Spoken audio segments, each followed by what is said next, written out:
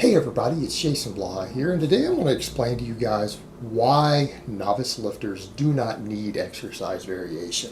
So let me put on my +5 hat of weaponsmithing, work on skilling up my crafting a little bit, and let's talk about this. And this is something we need to cover because I just did a video earlier about exercise variation for high frequency training, because a lot of people would ask, well, does that apply to novice lifters also? Don't they need a lot of exercise variation? No, they don't.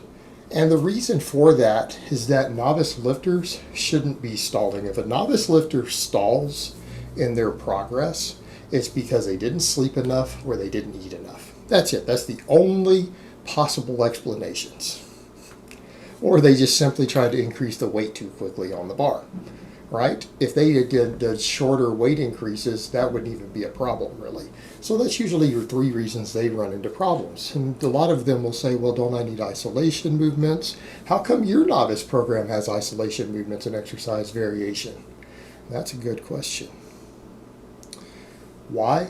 I put them in there so that people would actually run the program. You know what? And that's why a lot of people are like, oh man, this is better than starting strength. This is better than strong lifts. It's better than this and that. No, it really isn't. My novice program isn't. But you know what it is? It's marketable. It was marketed originally when I put it out. It was put out for free. But I'm not going to lie, I made a fair amount of money off that program. People say, well, what do you mean? Well, because two different websites paid me for the permission to host that on their website. Right? They paid me for the articles. They paid me to put the videos up. Now, a lot of people have tried to contact some of them and say, oh, you need to take this guy's stuff down. But they're like, we paid for the right to put it up. It's not like he's going to refund us the money, because I'm not. So best of luck with that. They're not going to take down stuff that they paid for. They paid for permission to put up. Don't be silly, guys. But that being said, yeah, and then the video itself has gotten, hundreds of thousands of views. So, I mean, I made money on it, but I didn't charge for it. It was free. But it was marketable because it took all these concepts, 5-rep sets, linear progression, full body training, which is actually the key for novice lifters to making really fast gains in size and strength. That's the key. But selling them on it is hard if they don't see enough volume and exercise variation. So I threw that stuff in so that people would run it. I threw it in so people would run it. It's not necessary. What I tell people, the first thing you could take out is the shrugs, tricep extensions. Right? That's the first things you could take out. You won't see any difference on the program. You'll gain just as much muscle.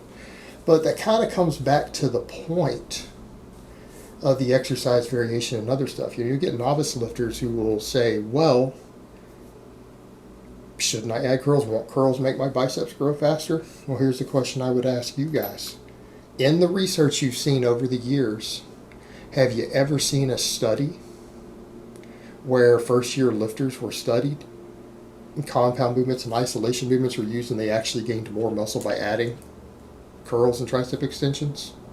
Nope. Every single study that's ever looked at it, who actually tracked the gains in muscle mass using MRIs and things to measure the actual muscles internally and chart it, have found that first-year lifters who add curls, if they're already doing lat pull-downs or rows, don't gain any more muscle than the people who just do the compounds. They don't gain any more bicep muscle. Same thing with tricep extensions and bench press. People who are already bench pressing with enough volume to make significant gains in tricep mass, who are first-year lifters, not one study has ever found that a group who adds tricep extensions to that gains more tricep size. They don't. So when people suggest otherwise, it's like, do you have any proof of this? Do you have any proof of this? I mean, when we look at it in studies, it doesn't seem to be the case. So if there's no evidence that we can measure and detect in a lab that it happens, and it's been studied multiple times, and it's literally all the studies show the same thing, and you don't have any studies showing the other. Because a lot of people will say things like, well, you can find a study that says anything. Well, in this case, no, you can't. The studies have all been one-sided. So when all the studies say the same thing, and you can't find a study saying what you're looking for, why would you think it happens? Because a pro bodybuilder told you that it will? There's a question I would ask you. If pro bodybuilders knew so much about growing arms, and if all these curls and tricep extensions they did work so well, then why did every single one of them still inject stuff into their arms, who already use tons of drugs, who already do all these tricep extensions and curls? Why do they need to inject stuff in their arms to be competitive still? Because clearly drugs, curls, and tricep extensions in copious amounts aren't enough to get them the results they need. So maybe there's something else going on here. Maybe they've got a weird view of what a proportionate arm is supposed to be. If every single one of them have to side enhance their arms after doing 20 sets of isolation movements every week for them and using bucket loads of drugs, it's still not enough. Kind of ironic.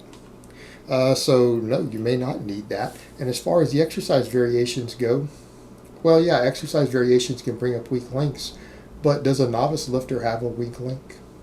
I want you guys to really think about that. Let's say you've been lifting 6 months and you can now squat 225 to parallel. That's really weak still. What's your weak link? Okay, so I don't know. Well, I can tell you what your weak link is. If you can only squat 225, as a healthy young man, I can promise you your quads are weak. I can promise you your erectors are weak. I promise you your glutes are weak. Your hamstrings are weak. What weak link is it that you think you need to bring up that the squat itself isn't going to bring up?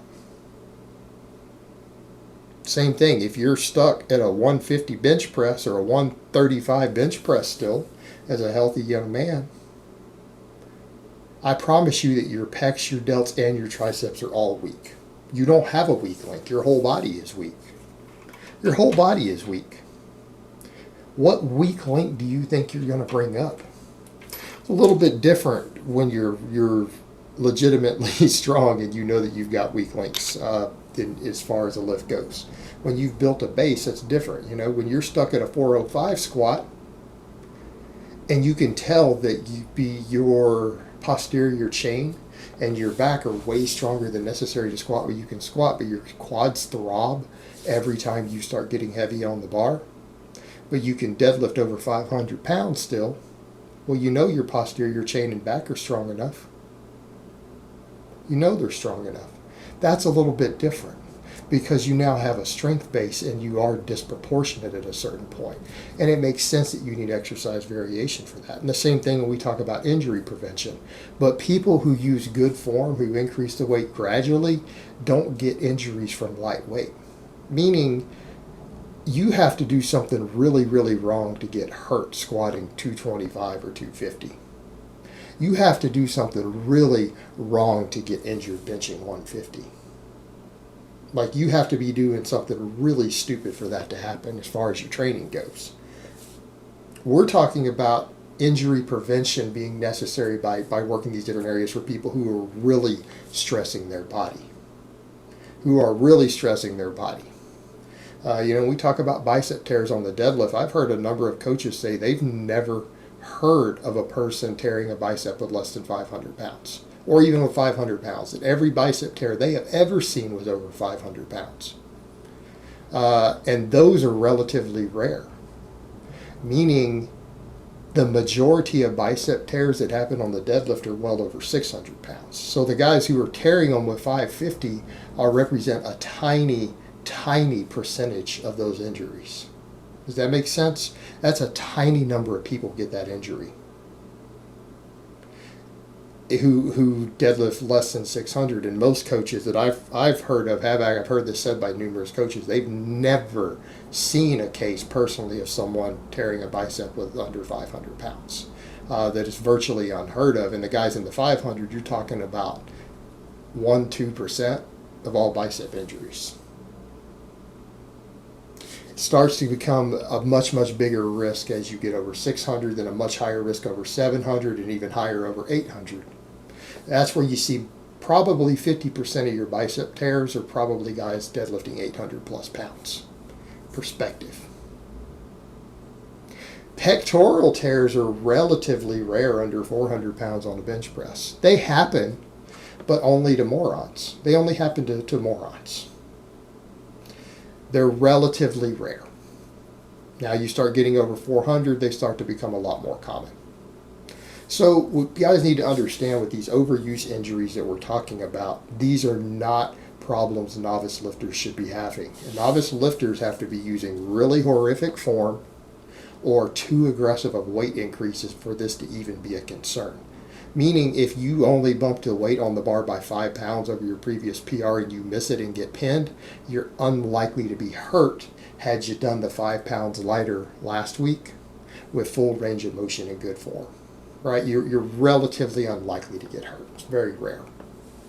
So even from an injury prevention perspective, novices just need to keep working on getting stronger with perfect form on a few basic exercises. I'm going to say a novice lifter doesn't need more than 6 exercises. You go back to those basic functions. If you pick one exercise at each of the 6 basic functions and get really strong at it, you're probably going to be able to get away with that for at least a year before you develop any weak links or anything like that needs to be addressed with exercise variation, accessory work, things like that.